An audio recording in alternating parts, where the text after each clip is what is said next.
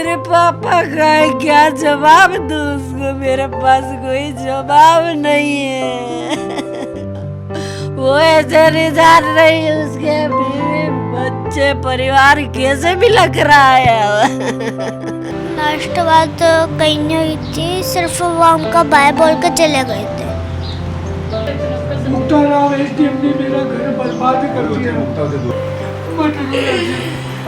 मैं उसके कंधों पे जाती जो मेरे हाथों में मेरा बच्चा गया।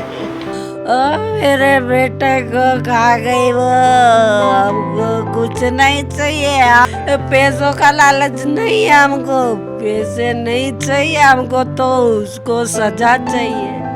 वो ये नौकरी पे रहते हैं, वो इंसान की जान बचाते हैं, और इसने मेरे बेटे की जान ले ली। मेरे लाल को कैसे छीन लिया।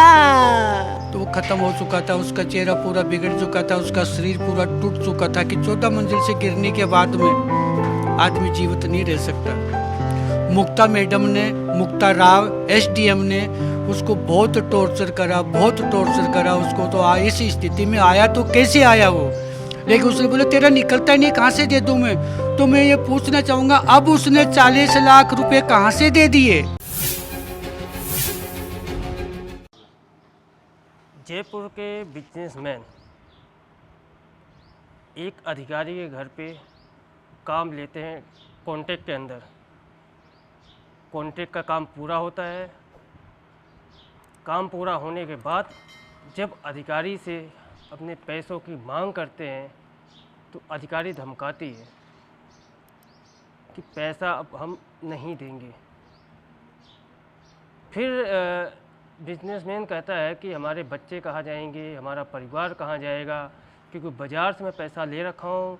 पैसा लेने के बाद जो बाज़ार में पैसा मांगने वाले हैं वो पैसे लेने के मेरे घर पे आ रहे हैं। ये अपना दुख उस अधिकारी को सुनाते हैं। तो अधिकारी कहती है कि आप मरो या जियो, उससे मेरा कोई लेना देना नहीं है।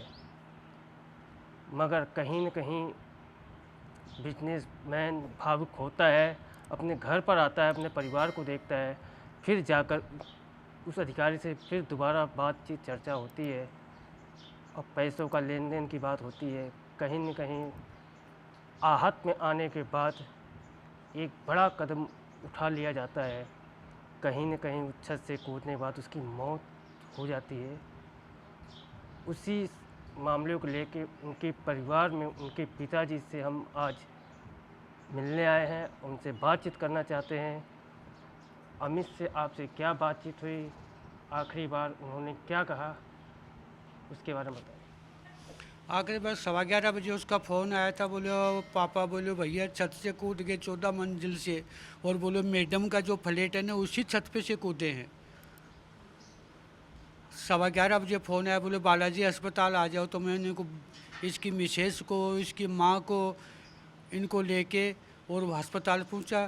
तो इनको तो मैंने बाहर बिठाया, मैं कैसे भी करके जाके मैंने देखा उसको, तो वो ख़त्म हो चुका था, उसका चेहरा पूरा बिगड़ चुका था, उसका शरीर पूरा टूट चुका था कि 14 मंजिल से गिरने के बाद में आदमी जीवित नहीं रह सकता। मुक्ता मैडम ने, मुक्ता राव एसडीएम ने उसको बहुत टॉर्चर करा, बहुत टॉर्चर करा उसको। तो इस स्थिति में आया तो कैसे आया वो।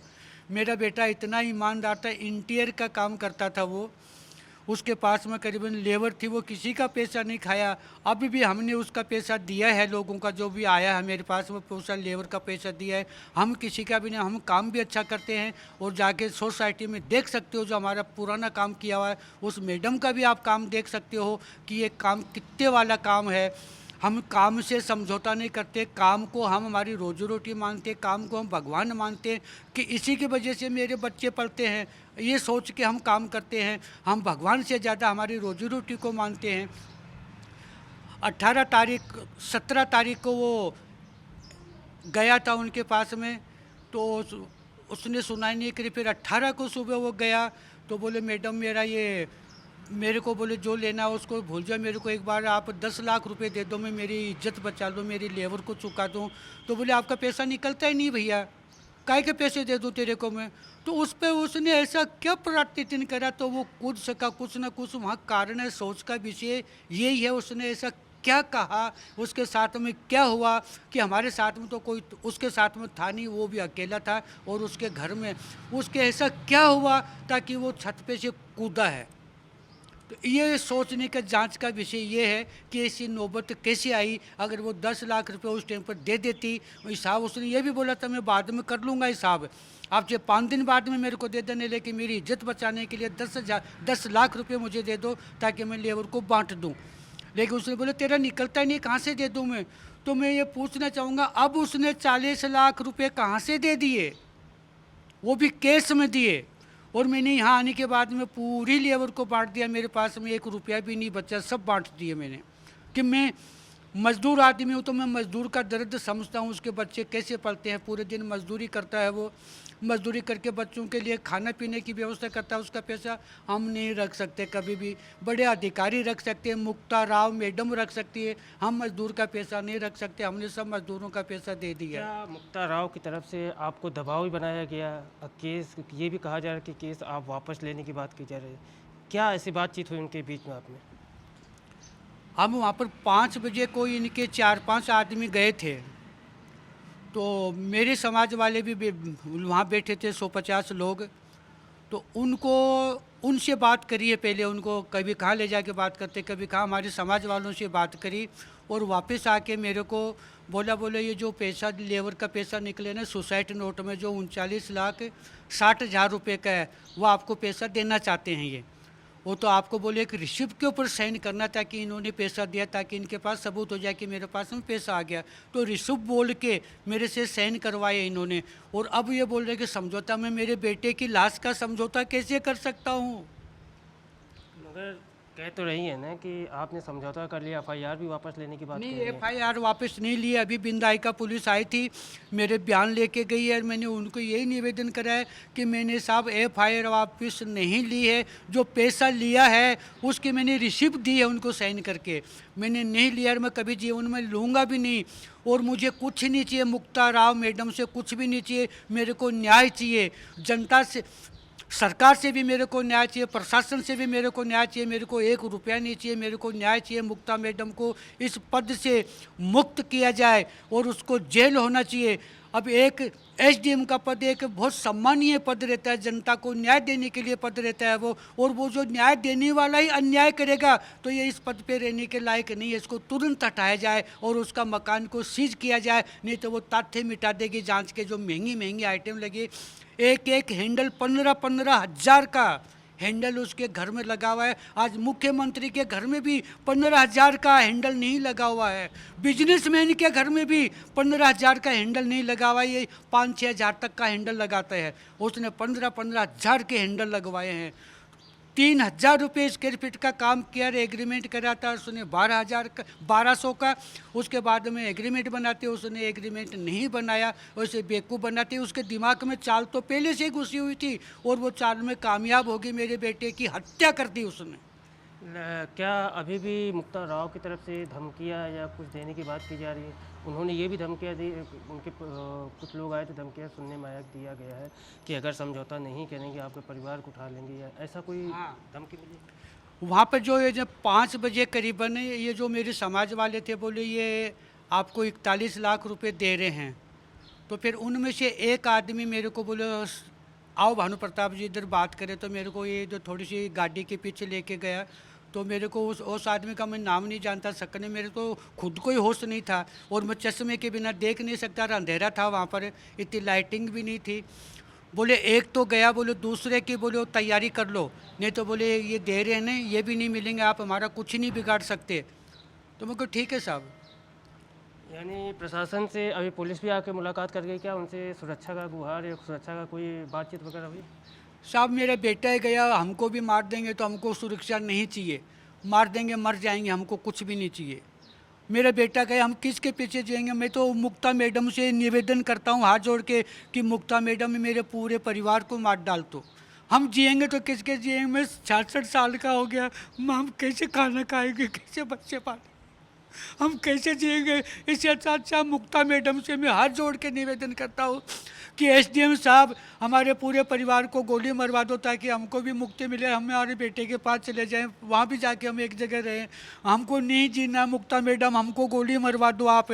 आपके आदमी तो मेरे बेटे की लाश का भी सौदा करने की बात कर रहे हैं। आपके जितने भी आपने प्रतिनिधि बेचे हैं सब दलाल थे, वो कोई भी उनमें मानवता धर्म की कोई चीज़ नहीं थी, सब दलाल थे।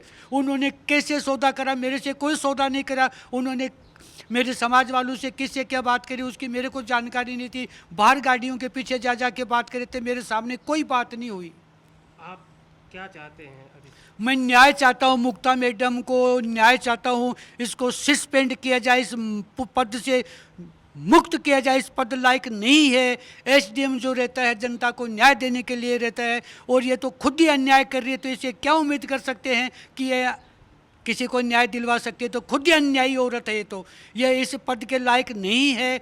इसको मुक्ता राव को इस पद से हटाया जाए, उसको जेल में डाला जाए और उसका घर सील किया जाए ताकि जांच निष्पक्ष हो सके, और वो बाहर रहते हुए जांच निष्पक्ष नहीं हो पाएगी। आखिरी सवाल, समझौते के लेके जो आपको आरोप लग रहे हैं उसके ऊपर क्या कहेंगे? वो झूठ है। मैं चश्मे बिना उनका जो लिखा हुआ मैं नहीं पढ़ सका। मेरे से सिर्फ इन्होंने इतना ही बोला था कि हम आपको जो पेमेंट कर रहे हैं इसकी रिसिप्ट के ऊपर आपको साइन करवाना, ताकि हम भी बता सकें कि आपको पैसा हमने दे दिया। ये बोल के मेरे से साइन करवाए हैं। बाकी मैंने कोई समझौता नहीं किया है, कोई प्रकरण तो मैं उठाऊंगा ही नहीं, कभी उठा ही नहीं सकता कि हम ईमानदार आदमी हैं, हमको उसको सज़ा दिलानी है, हमको पैसे से कोई मतलब नहीं है। अगर वो 40 लाख दिए तो मैं मेरा इंदौर का मकान बेच के उसको 40 लाख रुपए वापस दे दूंगा, लेकिन मेरे को न्याय चाहिए। बेटा कुछ कहोगे? नहीं। पापा से मुलाकात हुई थी लास्ट बार? लास्ट बार तो कहीं नहीं हुई थी, सिर्फ वो उनका बाय बोल के चले गए थे।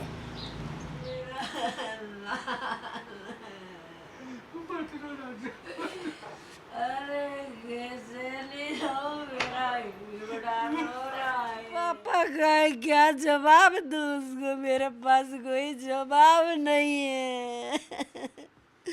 उसको पापा कहाँ से ला के दो, बताओ उसको पापा कहाँ से ला के दो। छोटा सा जन्ना सा बच्चा है वो। हमको न्याय चाहिए, साहब न्याय। मेरे बेटे को खा गई वो, हमको कुछ नहीं चाहिए। हम इतने गरीब हैं पर फिर भी हमको लालच नहीं है, पैसों का लालच नहीं है हमको। पैसे नहीं चाहिए हमको, तो उसको सजा चाहिए, सजा चाहिए उसको, जेल में चाहिए उसको, नौकरी से बर्दाश्त चाहिए, उसको नौकरी से हटा दो। और उसको नौकरी दी किसने, मेरे को ये समझ में नहीं आ रही। वो ये नौकरी पे रहते हैं, वो इंसान की जान बचाते हैं, और इसने मेरे बेटे की जान ले ली। ये कैसी लेडीज है, कैसी मैडम है। वो भी तो किसी की बच्चे की माँ होगी, किसी की पत्नी होगी। कैसे छीन लिया उसने मेरे लाल को, कैसे छीन लिया। वो ऐसे नहीं जान रही, उसके बीवी बच्चे परिवार कैसे भी लग रहा है। किसके सहारे जोड़ दिया, किसके सहारे जोड़ दिया। मेरे लाल को खा गई वो मैडम, मेरे लाल को खा गई।